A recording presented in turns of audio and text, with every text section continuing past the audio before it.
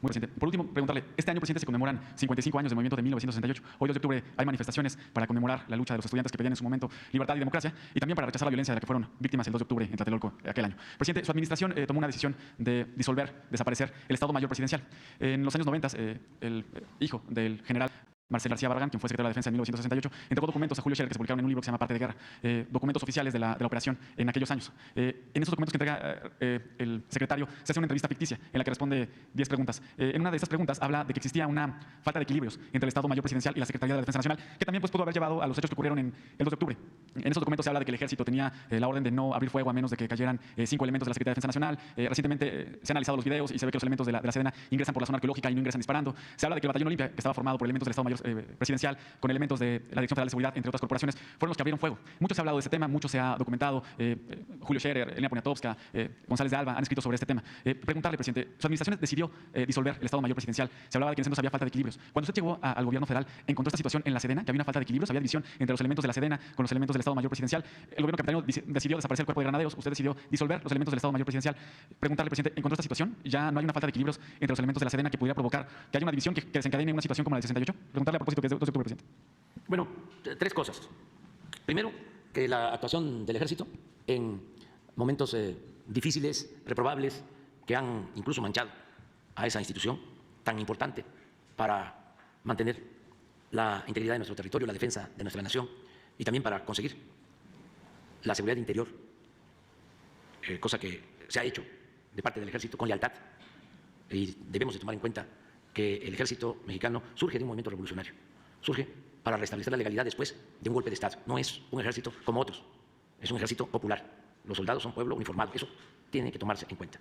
Bueno, también considerar que en esos momentos difíciles como el 68, el 2 de octubre del 68, que no se olvida, el ejército recibe órdenes, el ejército actúa en casos como esos, no en todos los casos, pero sí en casos como esos, recibiendo órdenes del comandante supremo de las Fuerzas Armadas. Y en ese entonces, el comandante supremo de las Fuerzas Armadas, el presidente Gustavo Díaz Ordaz. Además, no estoy diciendo nada que no se conozca. Él mismo asumió su responsabilidad. Gustavo Díaz Ordaz. Primero. Segundo, hay elementos para sostener que en la represión del 2 de octubre del 68, quienes participaron de manera directa fueron miembros del Estado Mayor Presidencial. Son esos testimonios a los que haces mención, que llevaron a escribir un libro a don Julio con Carlos Monsiváis. Y yo tengo, ya lo he explicado, pues un testimonio. En una ocasión el ingeniero Cárdenas me platicó de que en 1969, después del 68, después también del asesinato de Carlos Amadrazo, él llegó a casa de su papá, del ingeniero Cárdenas, y venía saliendo Marcelino García Barragán, que era secretario de la Defensa. Y el ingeniero Cárdenas le preguntó al papá que si a qué había ido el general García Barragán. Y el general Cárdenas le contó al ingeniero de que había ido a decirle, llorando, de que en lo del 68 había participado el Estado Mayor y que la culpa se la habían cargado al ejército. Y que también el Estado Mayor había tenido injerencia en el supuesto accidente donde explota el avión en el que iba Carlos Madrazo. Que esto se lo confiesa el general García Barragán llorando al general Cárdenas. Luego salieron estos testimonios, no sé si antes o después, pero yo me acuerdo perfectamente. Es más, hasta lo escribí en su momento, en un libro. Y lo tercero, sobre los equilibrios. Había una realidad, era mucho el poder del Estado Mayor Presidencial. Tenían prácticamente secuestrado al presidente.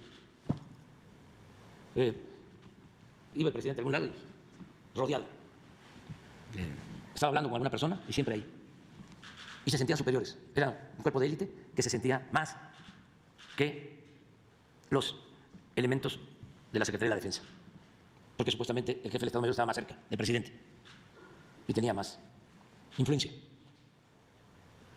Pero, si fuese poco, eran 8.000 elementos. Imagínense, 8.000 elementos para cuidar al presidente. Ahora me cuidan 15 compañeras, ¿no? Jóvenes. ¿Y de qué me cuidan? Pues de que no me vayan a apachurrar. Que no vayan a jalar tanto cuando se toman una foto, me jalan del cuello. Nada más eso. Porque no son elementos de seguridad, es para ayudarme, ¿no?, en los actos. Pero eran 8.000 que manejaban aviones, helicópteros, equipos muy sofisticados, todo. Entonces decidimos que todos esos elementos pasaran a la Secretaría de la Defensa para cuidar al pueblo. Y todos pasaron a la Secretaría de la Defensa. Y tengo que decir que no me costó mucho. Di la instrucción. Desde que estaba el general Cienfuegos, le dije que se fuera preparando porque tenía yo esa intención. Y como son los altos mandos leales al presidente, ya cuando entré se aplicó la instrucción de que desapareciera el Estado Mayor. Tenemos ahora un ejército leal, sobre todo al pueblo, a las instituciones, porque yo creo que la lealtad tiene que ser a los ideales, a los principios. Lealtad al pueblo, lealtad a la patria. La lealtad a las personas, a veces, o casi siempre, es muy relativa y se puede caer en la abyección, en el servilismo. Tenemos que procurar siempre que haya lealtad al pueblo y a la patria. Entonces, es un ejército que está cumpliendo 5 misiones. Es importante que se conozcan. Son las misiones que por ley tiene encomendada el ejército. La primera es la seguridad de la nación, de su territorio, la defensa de la soberanía. La segunda misión es la seguridad al interior, que se limitaba básicamente a garantizar seguridad en instalaciones estratégicas, puertos, aeropuertos, instalaciones de Pemex, de la Comisión Federal de Electricidad. Ahora, esta segunda misión se ha ampliado porque la Secretaría de la Defensa ha estado ayudando y conduce todo el proceso de formación de la Guardia Nacional. Y antes de que yo termine, voy a volver a enviar una iniciativa porque quiero que la Guardia Nacional dependa de la Secretaría de la Defensa, para que no suceda lo que pasó con la Policía Federal, que se manejó sin disciplina, sin profesionalismo, se corrompió. De ahí salió García Luna y otros. Sería muy lamentable que hemos creado la Guardia Nacional, que está funcionando muy bien, tiene 120.000 elementos, se han construido más de 400 cuarteles, está en todo el país. Ayer, que pasa este accidente lamentable en Madero, ahí está la Guardia Nacional, ahí está la Secretaría de la Defensa, en auxilio del pueblo. Entonces, no quiero que quede dependiendo de la Secretaría de Seguridad Pública ni de Gobernación, porque no ha sido buena la experiencia. Y no es militarizar. También aquí hay que decir que desde hace algún tiempo, ya en la academia militar, en las escuelas, se imparten materias sobre derechos humanos, se aplica el correcto uso de la fuerza, se evita la represión. Además, no ha habido órdenes para masacrar, para reprimir, para torturar, desaparecer a nadie.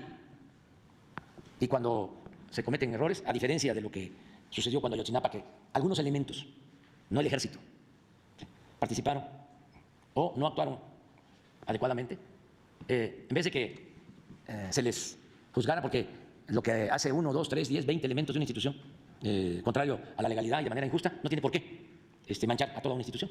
Entonces, no se oculta nada. El que comete un error es castigado. La tercera misión es la que tiene que ver con el apoyo en lo social. Y esto también se ha cumplido con creces. La Secretaría de la Defensa nos ayudó junto con Marina a distribuir 200 millones de dosis de vacunas por todo el país, hasta los pueblos más apartados. No solo a distribuir las vacunas, a aplicar las vacunas. México fue el único país que en 5 meses vacunó a todos sus adultos mayores con una dosis, por el despliegue de todo el sector salud y por el apoyo de las Fuerzas Armadas. La misión 4 es la que se está reforzando como nunca, porque tiene que ver con la contribución de las Fuerzas Armadas en el desarrollo del país. ¿Cuándo habían participado tanto los ingenieros militares en construcciones de obras en beneficio del desarrollo de México? Nunca. El aeropuerto Felipe Ángeles. De una vez aprovecho para decir que el día 1 de diciembre vamos a inaugurar el nuevo aeropuerto de Tulum, también construido por los ingenieros militares. La conducción del Tren Maya es la obra más grande que se está construyendo en el mundo,